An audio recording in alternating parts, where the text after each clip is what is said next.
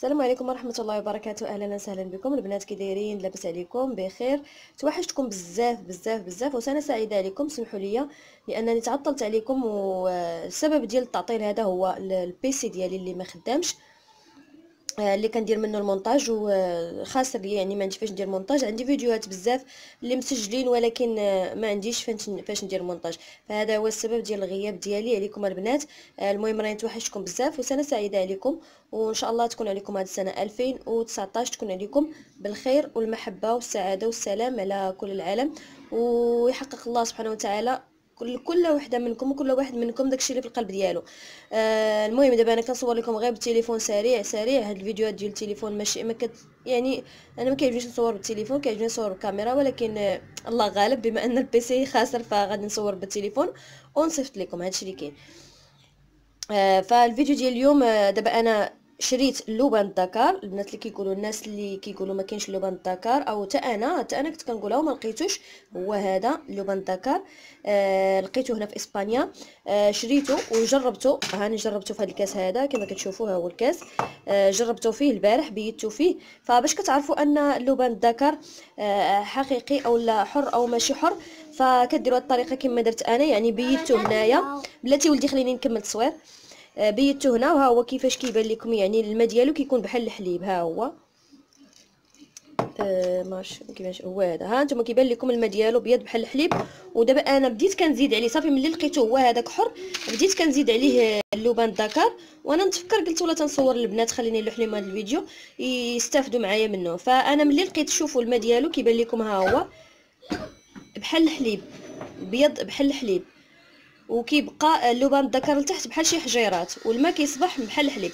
المهم كترقدوه ليله كامله، والا صبح الماء بحال الحليب فهذا لبان الذكر حقيقي، ولا صبح بحال الخيلاطين بحال الجيلاتين فهذاك ماشي لبان الذكر حقيقي، هذاك غير علك. ولا صبح الماء ديالو عادي، بحال الماء العادي، يعني ما تغيرش اللون ديالو، ما ولاش بحال هكا بحال الحليب، فهذاك ماشي لبان الذكر حقيقي. فانا زدت عليه هنايا المهم قدر ديال ديروا قدر ديال معلقه صغيره هكا. المهم انا درت قدر ديال معلقه كبيره، وغادي نزيد عليه قدر ديال كاس ديال الماء.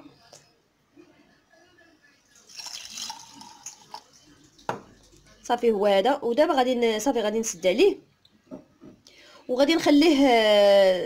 دابا انا اليوم مثلا درتو، دابا غنخليه يبات، وحتى الصباح غنبدا الاستعمال منه. غنخلي لكم الفيديو ديال اللبان الذكر كيفاش تستعمليه، غنخلي لكم الفيديو ديالو تحت في اول تعليق وفي صندوق الوصف، لانني سبق نزلت فيديو ديال اللبان الذكر وقلت انني ما لقيتوش في اسبانيا، فعطيت غير الطريقه كيفاش تستعمليه. واليوم راني لقيت اللبان الذكر، غنخليكم داك الفيديو اللي انا عطيتكم، وراه بزاف ديال الناس قالوا بلا لقاو اللبان الذكر وعطاهم نتيجه زوينه، وفعلا راه حتى انا انتم كما كتشوفوا هاني كيما لقيتو راني استعملته.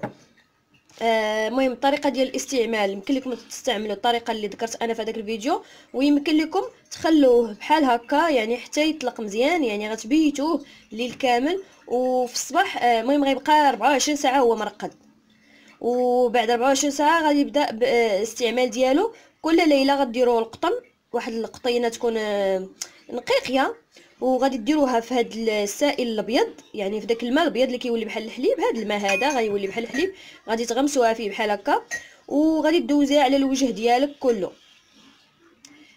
هذه هي الطريقه، وكاينه الطريقه اللي ذكرت في الفيديو حتى هي، راه الفيديو غادي تشوفوه.